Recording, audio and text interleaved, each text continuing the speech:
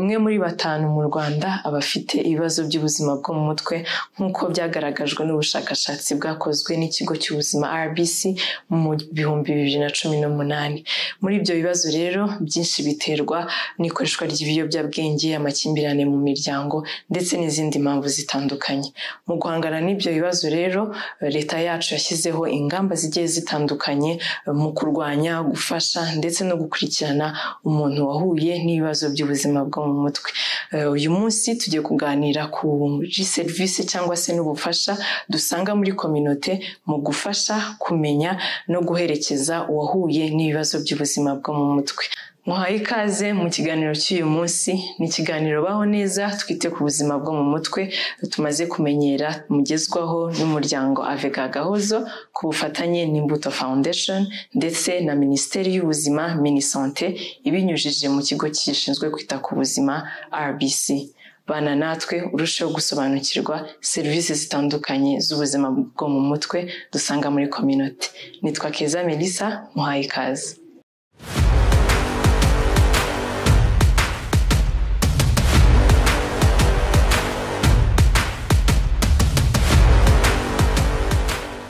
Uyu munsi ntabwo ndi njyenyine nk'uko mumaze kubimenyera, ndi kumwe n'abatumirwa bagiye kudufasha gusobanukirwa kurushaho insanganyamatsiko y'uyu munsi. Mpereye iburyo bwanjye turi kumwe na Anne-Marie Bamukundi. Anne-Marie akaba ari umukozi w'ikigo cy'ubuzima RBC ushinzwe gukurikirana ibikorwa byo kwita ku buzima bwo mu mutwe n'isanamitima muri community. Anne-Marie turakwakiriye. Murakoze cyane. Murakoze kuza. Ibumoso bwanjye kandi ndi kumwe na Shaste Uwihoreye. Shaste akaba ari umukozi wo muri kaminuza y'u Rwanda, akaba ari umwarimu muri kaminuza y'u Rwanda, akaba kandi ari inzobere mu bijyanye n'indwara z'ubuzima bwo mu mutwe. Nawe turabana uyu munsi. Shaste turakwakiriye. Urakoze cyane Melissa. Yego. Dutangira ikiganiro cyacu rero nigeze kumuza gato ku ndwara zo mu mutwe gato ku ishusho, ariko dutangira kugira ngo n'abadukurikiye babashe gusobanukirwa Anne-Marie ni iyihe shusho rusange y'uko ibibazo by'ubuzima bwo mu mutwe bihagaze. Murakoze cyane. Ibibazo by'ubuzima bwo mu mutwe mu Rwanda hakozwe ubushakashatsi na Minisiteri y'Ubuzima muri 2018. Niyo ubushakashatsi buheruka dufite n'ubwo turimo kwitegura ko ubushakashatsi bundi bwakozwe ku buzima bwo mu mutwe buzajya hanze vuba.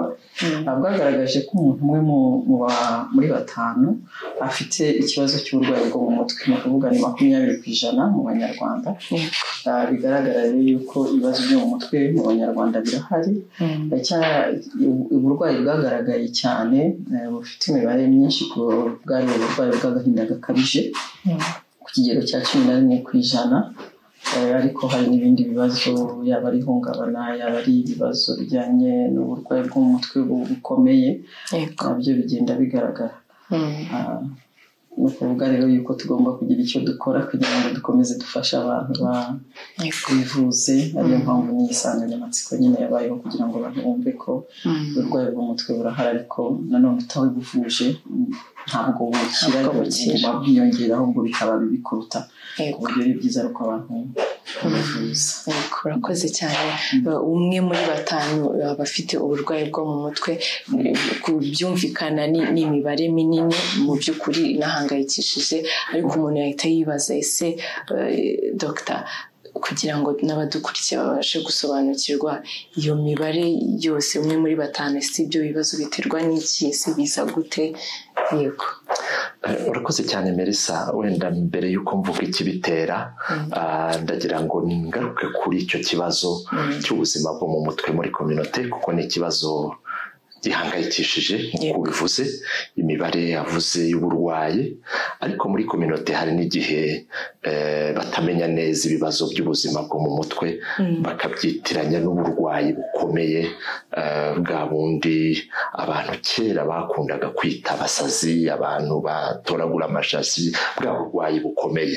Ariko muri community haba hari ibibazo byinshi bifite aho bihuriye n'ubuzima bwo mu mutwe.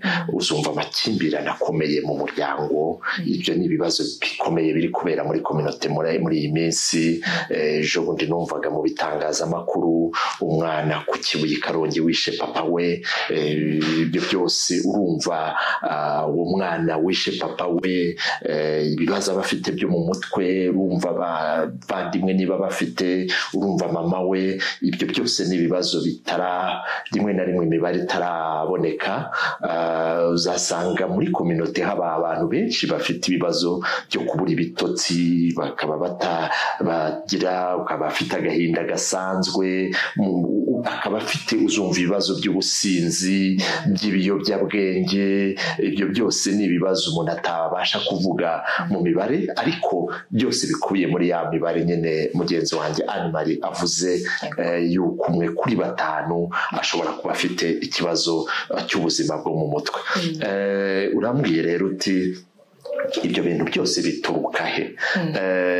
Ndabanza mvuga amateka yacu ashaririye, amateka igihugu cyacu cyanyuzemo, jenoside yakorewe abatutsi yasize ibisigisigi bikomeye cyane ku muryango nyarwanda. Icyo ni kimwe mu bikomeye, ako kaga abantu banyuzemo. Icya kabiri ndi buvuge ko n'isi tugezemo muri iki gihe, isi y'ikoranabuhanga, isi y'ubuzima tugezemo, aho mu kanya hari mugenzi wanjye twavuganaga, ugasanga kubera ubuzima umubyeyi umwe arakorera Nyamagabe, undi arakorera Nyagatare, abana bari i Kigali. Ibyo byose ni ibibazo bikomeye. Ariko nanone ndi buvuge ikoreshwa ry'ibiyobyabwenge n'inzoga ni ikibazo gikomeye gitera ubuzima bwo mu mutwe guhungabana.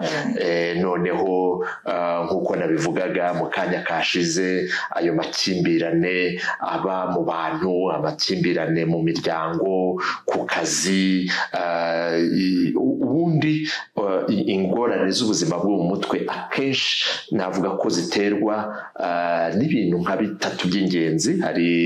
Hari akaga umuntu aba ari kunyuramo, akaga nahereye kuri jenoside, ariko ubu n'ihindagurika ry'igihe. Urumva ab'imyuzure yatwaye, abimuwe kubera ibiza, ibyo byose bikagira akaga. Rero gatera ibibazo by'ubuzima bwo mu mutwe.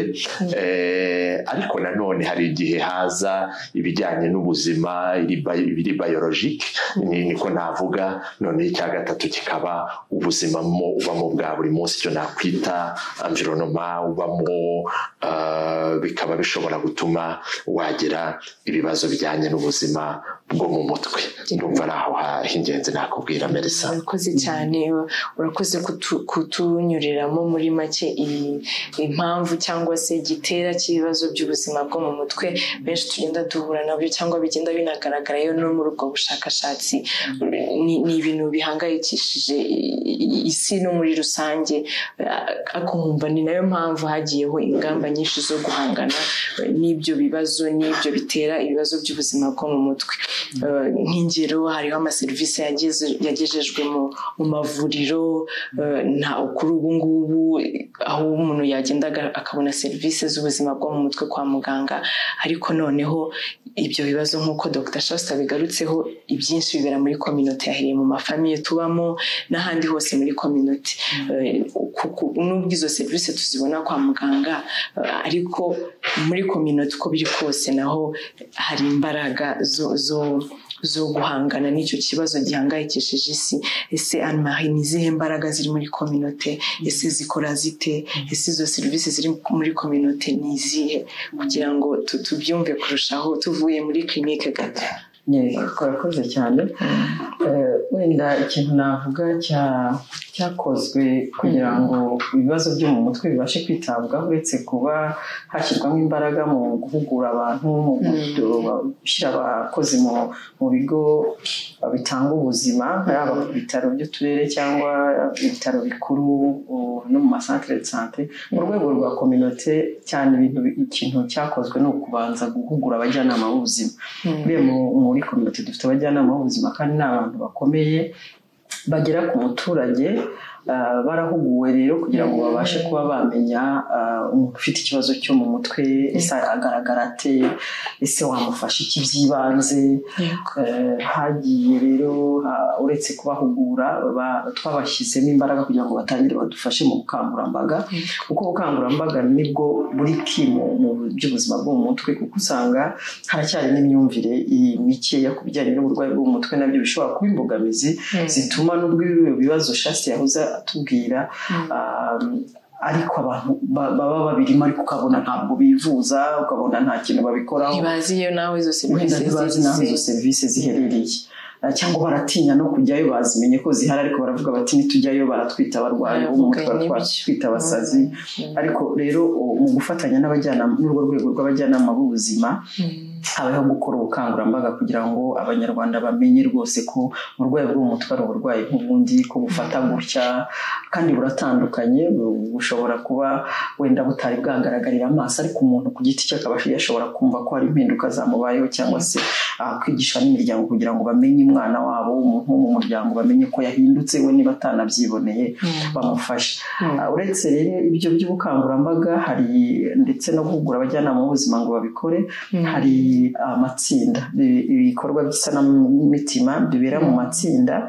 Akenshi ibyo bikorwa RBC bifatanyamo n'abafatanyabikorwa batandukanye, namwe turi kumwanga mushobora na Shasti yaza kutubwira experience itandukanye, abarimo bisenga n'imanzi, abari muri Yavega, yaba muri mu bindi bigo bitandukanye agenda akoreramo.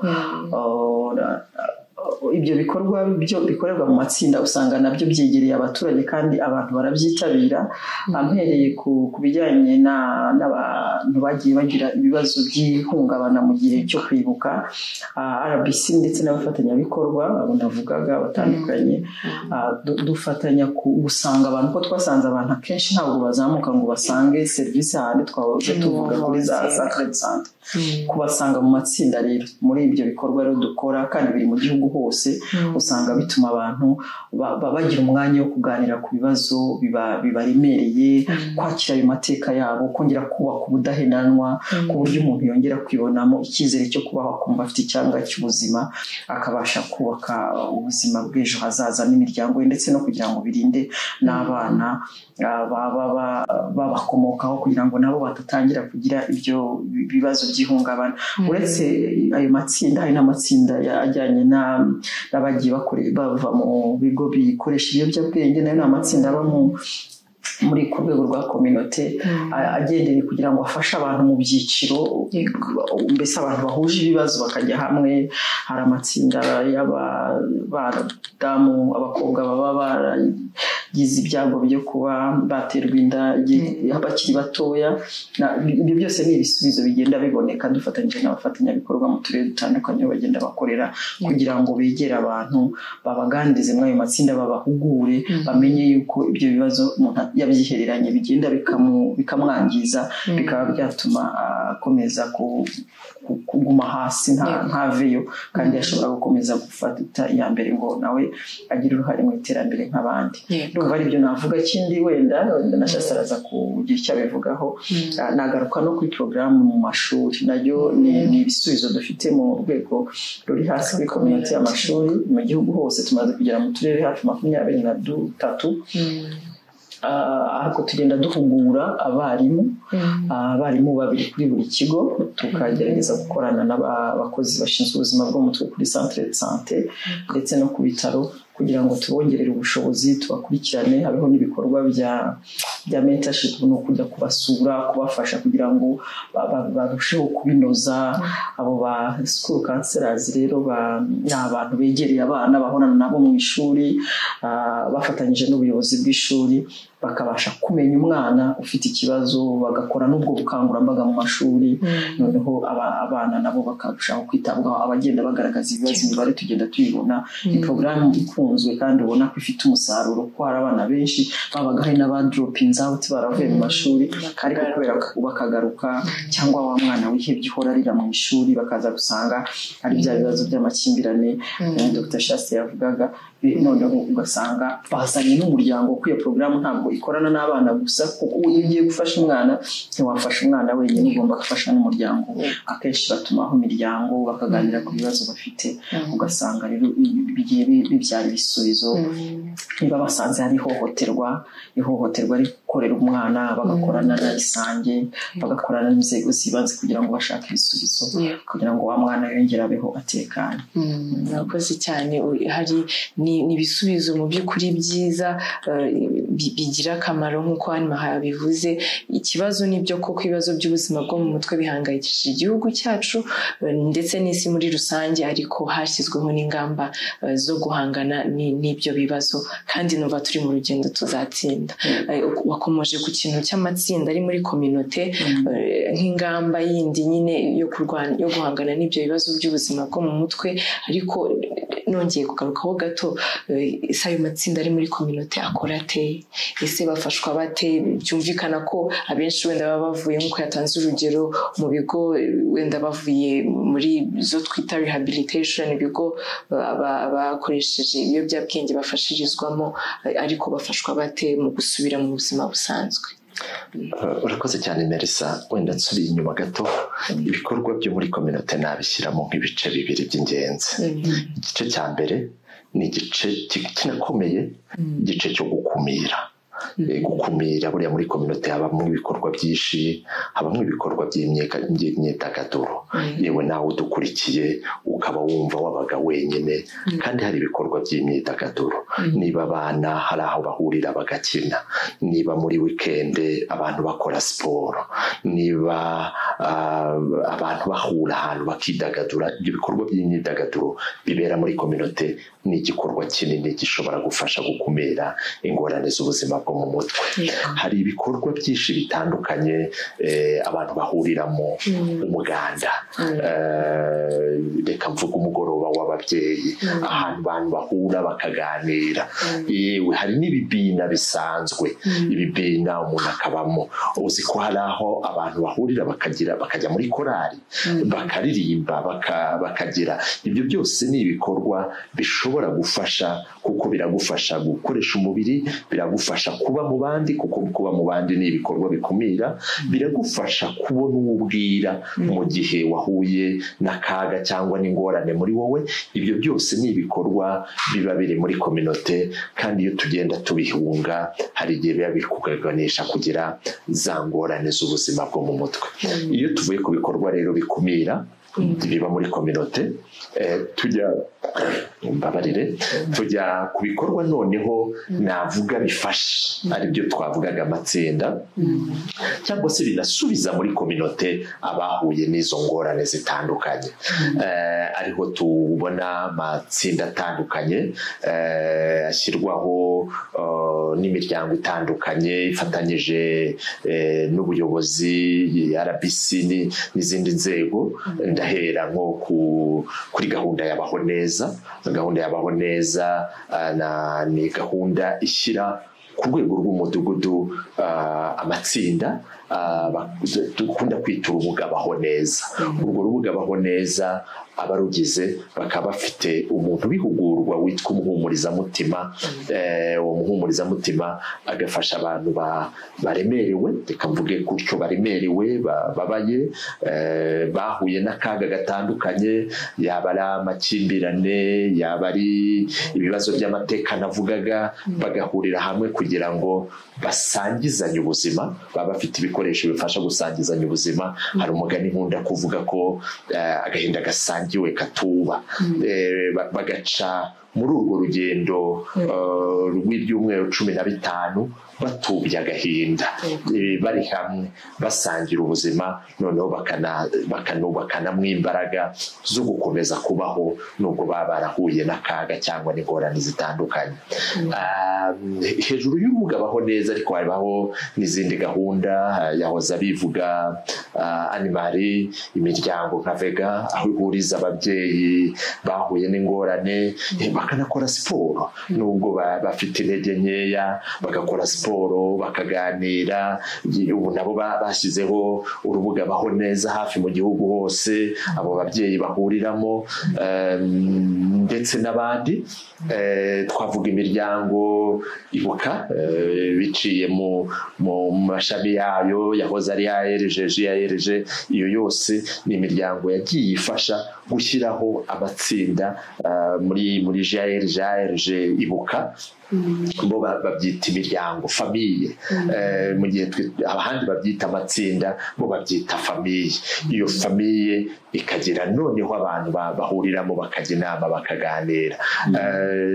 Yahoze avuga Uyisenga n'Imanzi, haba noneho amatsinda y'abana, amatsinda y'ababyeyi, ndetse n'indi miryango myinshi ifasha abantu kujya hamwe bagakora urwo rugendo rwo gusangizanya ubuzima no gutubya agahinda baba bafite. Ibyo byose rero ni ibikorwa bibera muri kominote, abantu baba bashobora gusangira bakabijyamo bikabafasha. Ndumva aricyo nakongeraho. Akoze cyane, dufashije kumva kurushaho ko no kuri rwa rwego twita rwo hasi rwose muri kominote, serivisi z'ubuzima bwo mu mutwe umuntu yazibona agafashwa kongera gusubira mu buzima busanzwe.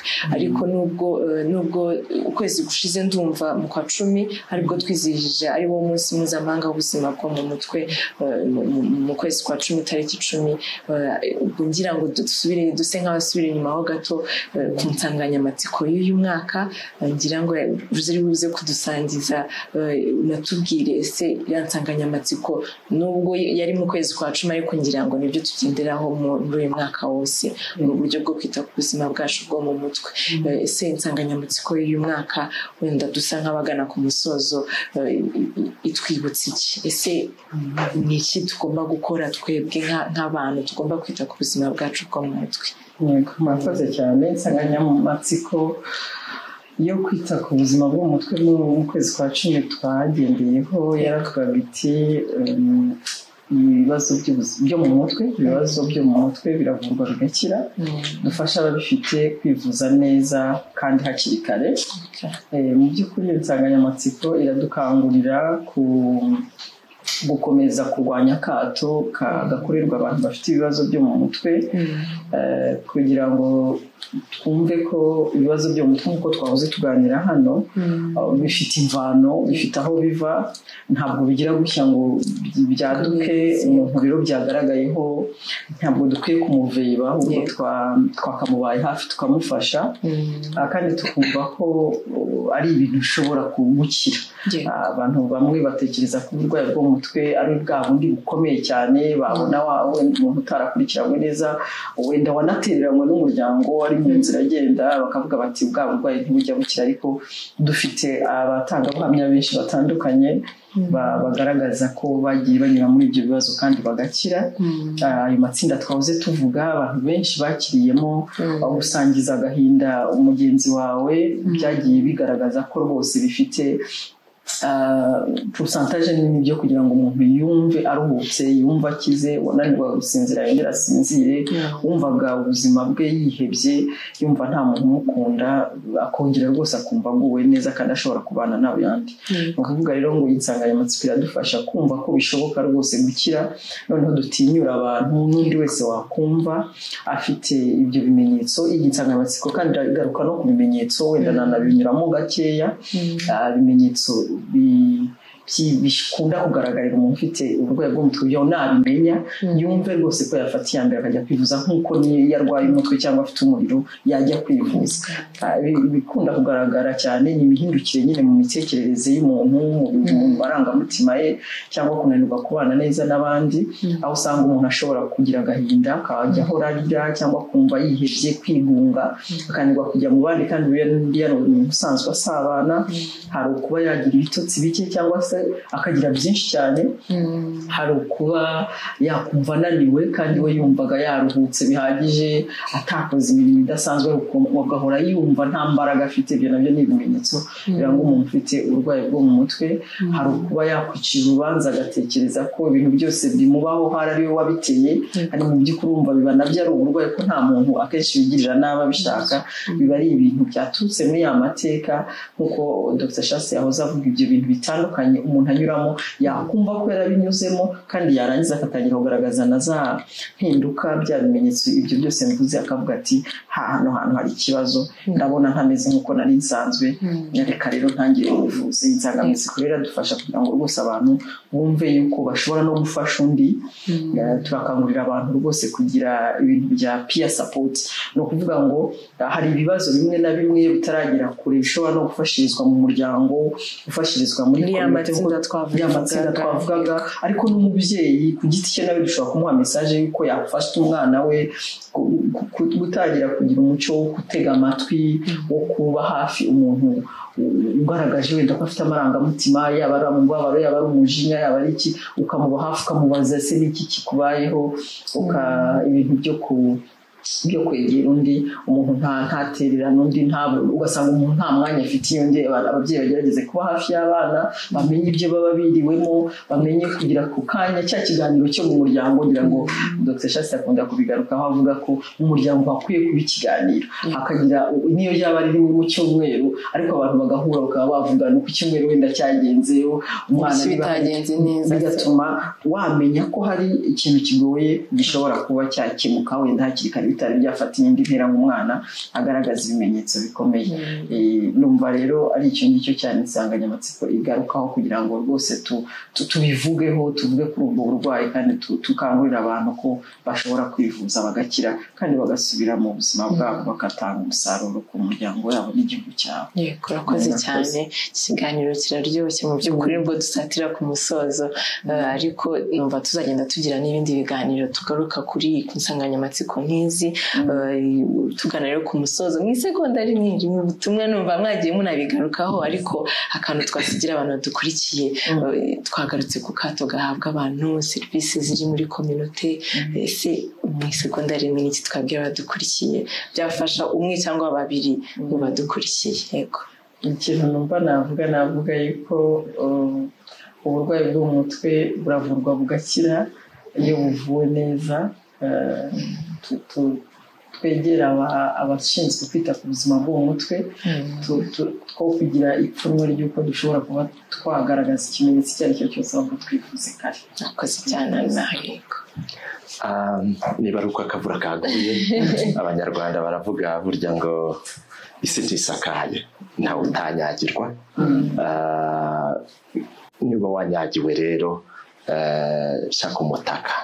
Muri community hari imitaka twagiye tuyivuga cyane cyane, hari abagutega amatwi, ariko niyo umutaka wo muri community unaniwe, kwa muganga hari umutaka. Iyo mitaka rero izagutwikira, ntuzamere nka wa wundi unyagirwa akagira ngo niwe wenyine yanyagiwe, akibagirwa ko hari imitaka. Murakoze cyane. Twaganiraga ku nsanganyamatsiko ya serivisi ziri muri community zifasha kandi zikanakomeza guherekeza abantu bafite ibibazo by'ubuzima bwo mu mutwe. Kabashimire rero, mwakoze kubana natwe muri ikiganiro cy'uyu munsi. Twari kumwe na Anne-Marie Bamukunde, akaba ari umukozi wa RBC ushinzwe gukurikirana ibikorwa byo kwita ku buzima bwo mu mutwe n'isanamitima muri community. Tukaba twabanye adufasha gusesengura iyi nsanganyamatsiko. Anne-Marie, turagushimiye cyane. Merci. Turagushimiye nawe Shaste ko wabanye natwe. Shaste akaba ari umwarimu muri kaminuza y'u Rwanda, ariko akaba ari n'inzobere mu ndwara z'ubuzima bwo mu mutwe, akaba nawe yadufashije gusesengura insanganyamatsiko y'uyu munsi. Shaste, turagushimiye. Murakoze cyane. Merci. Yego, mwakoze rero namwe mwadukurikiye mu kiganiro cy'uyu munsi. Ni ikiganiro Baho Neza, twite ku buzima bwo mu mutwe. Akaba ari ikiganiro mugezwaho n'umuryango Avega Agahozo ku bufatanye n'Imbuto Foundation ndetse n'ikigo cy'ubuzima RBC. Ikiganiro nakagaruka, mwakoze kubana natwe.